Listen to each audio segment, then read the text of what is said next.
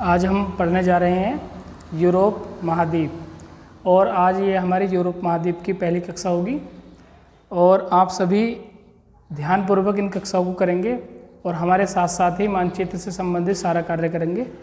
तो आइए शुरू करते हैं यूरोप महाद्वीप। सबसे पहले हम यूरोप महाद्वीप का एक चित्र बना लेते हैं। के तरफ का जो हिस्सा है इसको बोलते हैं एशिया और यहाँ पर बॉर्डर सीमा क्षेत्र के बाद इधर शुरू होता है यूरोप।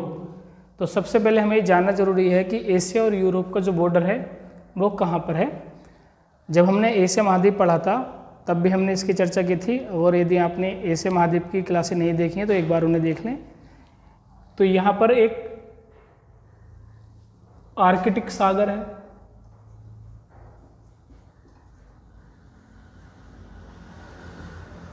और इसी आर्कटिक सागर का एक छोटा हिस्सा है यहाँ पर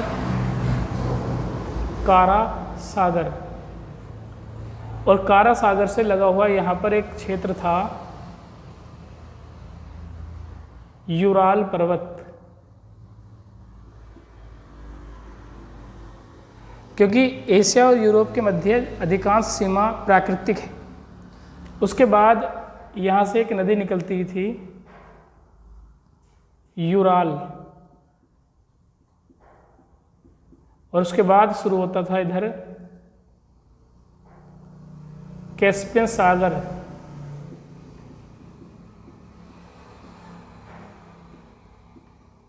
एक झील है जो सबसे बड़ी खारे पानी की झील है कैस्पियन सागर। उसके बाद हमने यहाँ पर 3 देश पढ़े थे, अज़रबैजान, जॉर्जिया और आर्मेनिया वगैरह। और यहाँ से आगे चल कर के एक और जलीय क्षेत्र जुड़ा हुआ था काला सागर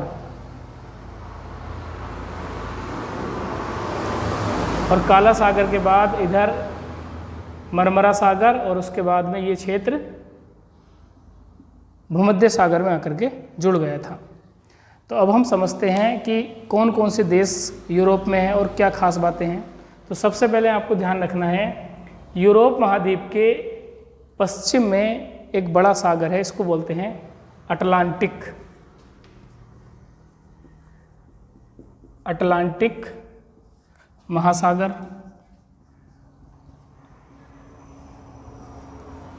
और अटलांटिक महासागर के किनारे ही यूरोप के कुछ देश लगे हुए हैं। जैसे यहाँ पर एक देश है पुर्तगाल और इधर की साइड एक देश है स्पेन। तो इन सब के बारे में हम विस्तृत चर्चा आगे करेंगे। सबसे पहले हम समझते हैं यूरोप महाद्वीप के सबसे उत्तर की क्या स्थिति है, क्योंकि उत्तर दिशा को जानने के तो आइए जानते हैं उत्तर के बारे में। तो सबसे पहले हम देखते हैं ये एक पेनिनसुला है और ये काफ़ी कटा फिटा है इस तरह से, और जो कटी फिटी आकृति होती है इसको बोलते हैं फ्योर्ड। क्योंकि ये बर्फ और समुद्र के बीच मिले हुए क्षेत्र होते हैं और ये कटे फिटे से प्रतीत होते हैं, इसलिए इनको क्या बोलते हैं फ्योर्ड। और दुनिया का सबसे बड़ा फ्योर्ड तट यहीं पर है और यहाँ पर ये जो ऊपर की तरफ एक देश आप देख रहे हैं इसका नाम है नॉर्वे।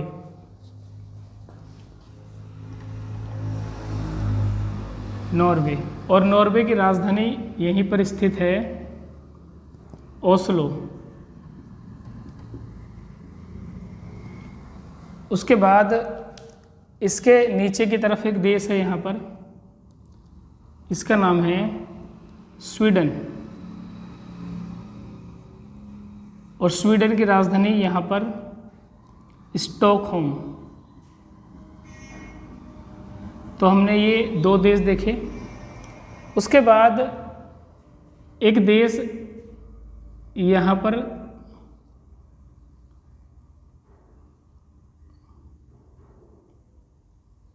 इस तरह से ये जुड़ा हुआ है और इस देश का नाम है फिनलैंड।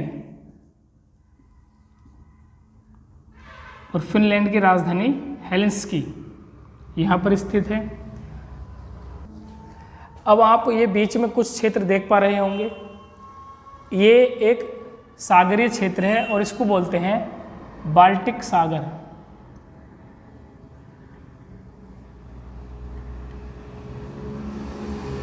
बाल्टिक सागर, और बाल्टिक सागर की विशेषता है कि यहाँ पर जितना भी जलीय क्षेत्र है इसकी लवणता बहुत कम है। अगर हम बात करें विश्व में सर्वाधिक लवणता की, तो वो आप पढ़ते हो तुर्की की बांध झील। तो वैसे ही सबसे कम लवणता वाला क्षेत्र अगर हम देखें तो यहीं पर जो क्षेत्र है इसको बोलते हैं बोथेनिया खाड़ी।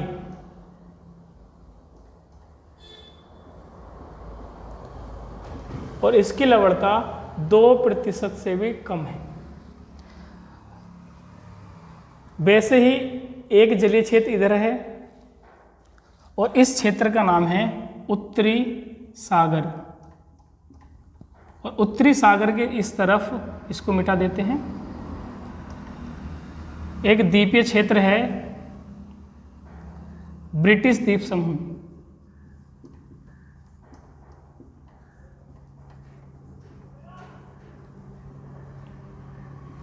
जहाँ पर यूके वगैरह है, तो यहीं पर है ब्रिटिश द्वीप समूह। अब हम आगे कुछ चीज़ें जानना शुरू करते हैं।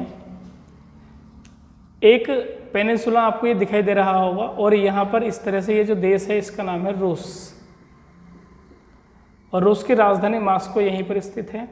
तो ये जो पेनिनसुला है इसको बोलते हैं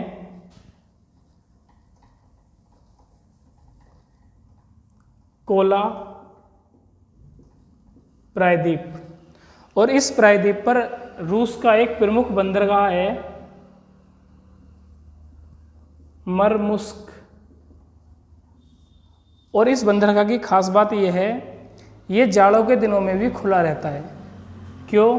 क्योंकि उत्तरी अटलांटिक सागर से आने वाली गर्म जलधारा नॉर्वे, स्वीडन और यहाँ के क्षेत्रों के बर्फ को पिघला देती है, जिस कारण यूरोप के उत्तरी बंदरगाह जाड़ों के दिनों में भी खुले रहते हैं। और ये व्यापार की दृष्टि से अत्यंत महत्वपूर्ण है। कई बार यहाँ से एक प्रश्न पूछा जाता है कि फिनलैंड की सीमा कितने देशों से लगी हुई है। तो यहाँ पर नीचे की तरफ एक खाड़ी स्थित है, बाल्टिक सागर से जुड़ी हुई है, फिनलैंड की खाड़ी। और उसके बाद यहाँ पर 3 छोटे देश हैं जिनको हम बाल्टिक या बाल्कन देश बोलते हैं। Estonia, Latvia, Lithuania. आगे की क्लासों में हम इनकी चर्चा डिटेल में करेंगे। तो फिनलैंड, नॉर्वे, स्वीडन कि फिनलैंड कितने देशों से सीमा बनाता है, तो आपको ध्यान रखना है फिनलैंड मुख्य रूप से नॉर्वे, स्वीडन और रूस के साथ सीमा बनाता है, अन्य देशों के साथ सीमा नहीं बनाता है। अब आप इस एक द्वीपीय जो प्रायद्वीपीय क्षेत्र है, पेनिनसुला है, तो सबसे पहले हम इस पेनिनसुला को जानने की कोशिश करते हैं। तो इस पेनिनसुला को बोलते हैं स्कैंडिनेविया।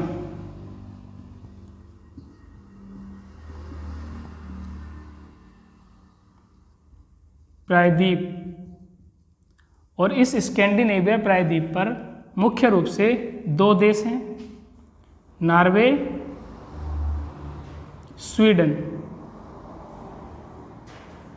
एक और प्रश्न यहाँ से बनता है और बहुत खास भी है, स्कैंडिनेविया देश कितने हैं? एक प्रश्न तो ये हुआ स्कैंडिनेवियन प्रायद्वीप पर कितने देश हैं? 2 देश। उसके बाद दूसरा प्रश्न बनता है स्कैंडिनेविया में कितने देश आते हैं? तो इसका आंसर भी हम आपको बता देते हैं। स्कैंडिनेविया में मुख्य रूप से नॉर्वे, स्वीडन, फिनलैंड और यहाँ पर एक देश है ऊपर की तरफ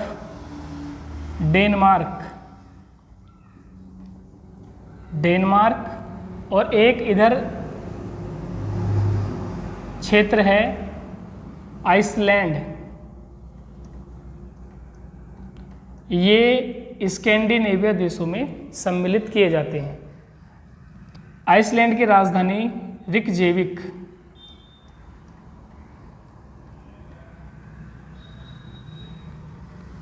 इससे भी कई बार प्रश्न बनता है कि यूरोप महाद्वीप का सबसे उत्तर में स्थित देश का नाम, तो आपको आंसर लगाना है नॉर्वे। और यदि पूछा जाए कि यूरोप का सबसे उत्तर में स्थित राजधानी क्षेत्र कौन सा है, तो आपको आंसर लगाना पड़ेगा रिकजेविक, क्योंकि रूस ऊपर तक फैला है लेकिन राजधानी इसके नीचे है, और आइसलैंड की राजधानी ऊपर की साइड है रिकजेविक। एक प्रश्न आपसे और पूछा जा सकता है कि आर्कटिक वृत्त यूरोप के किन क्षेत्रों से होकर गुजरता है, तो आपको याद रखना है आर्कटिक वृत्त आइसलैंड के बिल्कुल पास से गुजरता है, लेकिन आइसलैंड की मुख्य भूमि से नहीं गुजरता।